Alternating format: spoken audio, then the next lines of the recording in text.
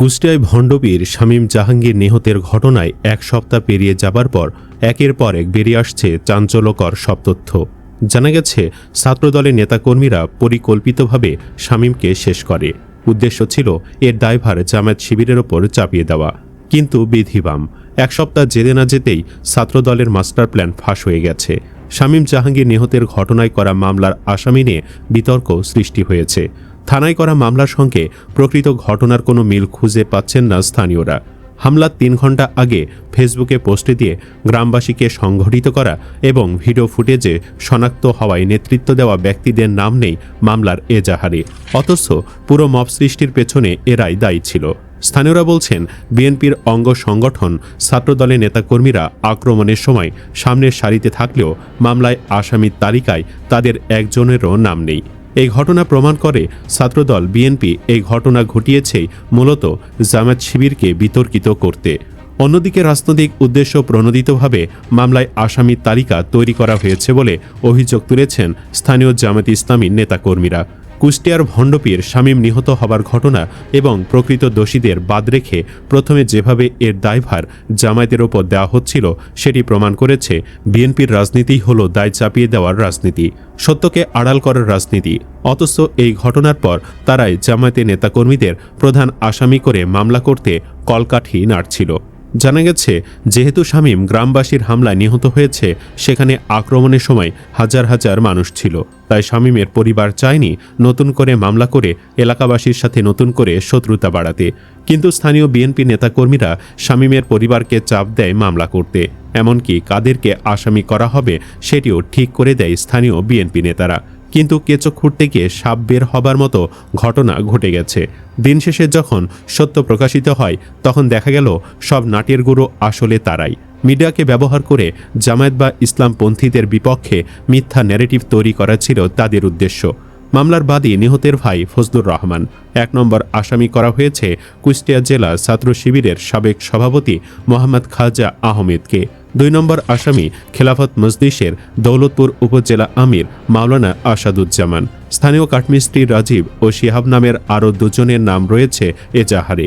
অজ্ঞাতনামা আসামি করা হয়েছে 180 থেকে 200 জনকে।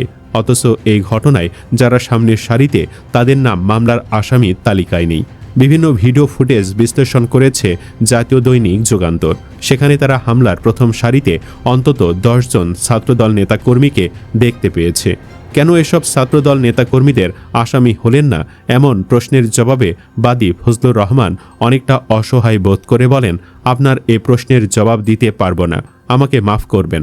তার কথাতেই বোঝা গেছে এই সাজানো মামলার পেছনে রাঘব বোয়ালরা কলকাঠি নেড়েছে।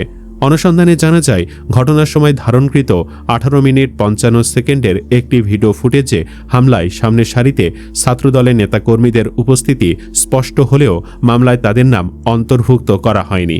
মামলার প্রধান আসামি যাকে করা হয়েছে কুষ্টিয়া জেলা ছাত্র শিবিরের সাবেক সভাপতি মোহাম্মদ খাজা আহমেদ, হামলার আশঙ্কা তৈরি হওয়ার আগেই কুষ্টিয়ার অতিরিক্ত পুলিশ সুপার দেলোয়ার হোসেনের সঙ্গে যোগাযোগ করেন, পরিস্থিতি নিয়ন্ত্রণে নেওয়ার জন্য অনুরোধ করেন এবং ঘটনার দিন সামাজিক যোগাযোগ মাধ্যমে সবাইকে শান্ত থাকার আহ্বান জানান।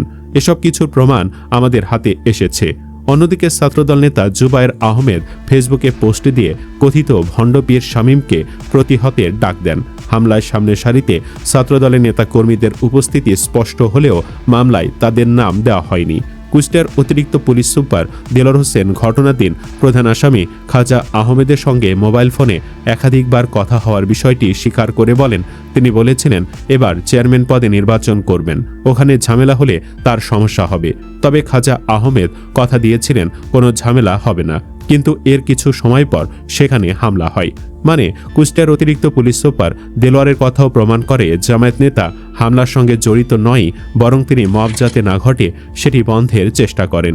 কিন্তু শেষ পর্যন্ত উগ্র নেতাকর্মীদের জন্য তিনি শেষে পেরে ওঠেননি। প্রধান আসামি খাজা আহমেদ কুষ্টিয়া জেলা ছাত্র শিবিরের সাবেক সভাপতি। স্থানীয়দের দাবি, প্রকৃত ঘটনার সঙ্গে মিল না রেখে রাজনৈতিক উদ্দেশ্য প্রণোদিতভাবে মামলার আসামির তালিকা তৈরি করা হয়েছে, একটি পক্ষকে সুবিধা দিতে এবং অন্য পক্ষকে রাজনৈতিকভাবে কোণঠাসা করতে এই মামলা সাজানো হয়েছে। এদিকে সংবাদ সম্মেলন করে জামায়াত নেতারা দাবি করেন, ঘটনাস্থলে ফিলিপনগর ইউনিয়ন বিএনপির সভাপতি, সাধারণ সম্পাদক, সাংগঠনিক সম্পাদক ও ছাত্রদল নেতাকর্মী সহ স্থানীয় ব্যক্তিরা উপস্থিত ছিলেন, কিন্তু একটি স্বার্থান্বেষী মহল রাজনৈতিক প্রতিহিংসা চরিতার্থ করতে পরিকল্পিতভাবে আমাদের নেতাদের জড়ানোর অপচেষ্টা চালাচ্ছে। খাজা আহমেদ দীর্ঘদিন ধরে ফিলিপনগর এলাকায় মানবিক, সন্ত্রাসমুক্ত, চাঁদাবাজি ও দখলদার বিরোধী রাজনীতি প্রতিষ্ঠায় অগ্রণী ভূমিকা পালন করে আসছেন। তিনি জামায়াত ইসলামী মনোনীত ফিলিপনগর ইউনিয়ন পরিষদ চেয়ারম্যান প্রার্থী। ফিলিপনগর ইউনিয়ন বিএনপির সহসভাপতি ও ইউনিয়ন পরিষদের ভারপ্রাপ্ত চেয়ারম্যান একরামুল হক বলেন, খুব অল্প সময়ের মধ্যে হামলাটি সংঘটিত হয়েছে। আমি শোনার সঙ্গে সঙ্গে ঘটনাস্থলে যাই। হামলায় সব বয়সী ছেলেরা অংশ নিয়েছিল, সব দলের লোকই সেখানে ছিল।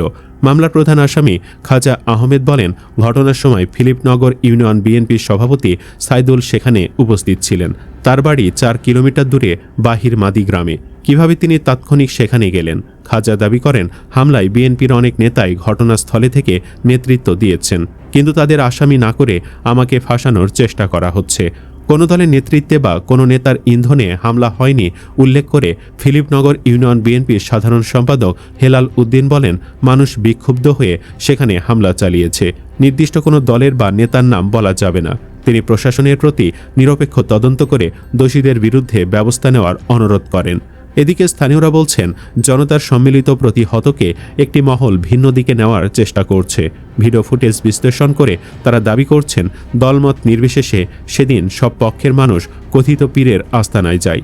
ভিডিও ফুটেজ থেকে জানা যায়, পীর শামীমের কর্মকাণ্ডের প্রতিবাদে ওই দিনের হামলায় অংশ নেন ছাত্রদলের স্থানীয় ইউনিয়ন সেক্রেটারি মারুফ, ইউনিয়ন ছাত্রদলের গত বছরের সভাপতি প্রার্থী বকুল, ছাত্রদল নেতা জুবার আহমেদ, ইউনিয়ন যুবদলের সদস্য রাসেল, যুবদলের মিঠুন, ইসলামী ছাত্র আন্দোলনের কুষ্টিয়া জেলা সেক্রেটারি আবদুল্লাহ শাফি সহ আরও অনেকে। হামলার 18 মিনিট 55 সেকেন্ডের যে ভিডিওটি ভাইরাল হয়েছে, সেটি ধারণ করেছিলেন ছাত্রদল কর্মী জুবায়ের নিজেই। 11 এপ্রিল দুপুর 2:30টার দিকে শামীমের আস্তানায় হামলা হয়। হামলার 3 ঘণ্টা আগে ছাত্রদল কর্মী জুবায়ের নিজের ফেসবুক আইডি থেকে একাধিক পোস্ট দিয়ে গ্রামবাসীকে সংগঠিত করেন। তিনি পবিত্র কোরআন অবমাননার অভিযোগ এনে কথিত পীর শামীমের আস্তানা উচ্ছেদের আহ্বান জানান। ভিডিও ফুটেজে দেখা যায়, হামলার সময় মণ্ডলপাড়ার হাশেমের ছেলে যুবদল কর্মী সুজন পুরনো রড মানুষের হাতে হাতে তুলে দিচ্ছেন। ইউনিয়ন ছাত্রদলের সাধারণ সম্পাদক মারুফ ছুরি হাতে বাহিনী নিয়ে যাচ্ছেন। ইউনিয়ন যুবদলের সদস্য রাসেল স্থানীয় যুবকদের ডেকে নেন এবং লাইভ করে সবাইকে আসার আহ্বান জানান বলে কথিত আছে। ইসলামী ছাত্র আন্দোলনের সভাপতি আবদুল্লাহ মেসেঞ্জার গ্রুপ খুলে সবাইকে ঘটনাস্থলে আসার অনুরোধ করেন। হকিস্টিক হাতে পীরের কক্ষের দিকে ছুটে যেতে দেখা যায় ছাত্রদল কর্মী জুবায়েরকে। টিউবওয়েলের মাথা দিয়ে পীরের ওপর আঘাত করেন ক্যাডার মিথুন। অভিযোগ রয়েছে, মিঠুনের বাহিনী পীরের আস্তানার মূল্যবান জিনিসপত্র লুট করে নিয়ে যায়।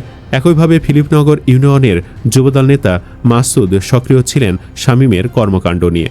এদিকে এলাকাবাসী বলছেন, সম্মিলিত জনতা শামীমের বিরুদ্ধে অবস্থান নিলেও নির্দিষ্ট একটি পক্ষকে এখন ফাঁসানোর চেষ্টা করা হচ্ছে।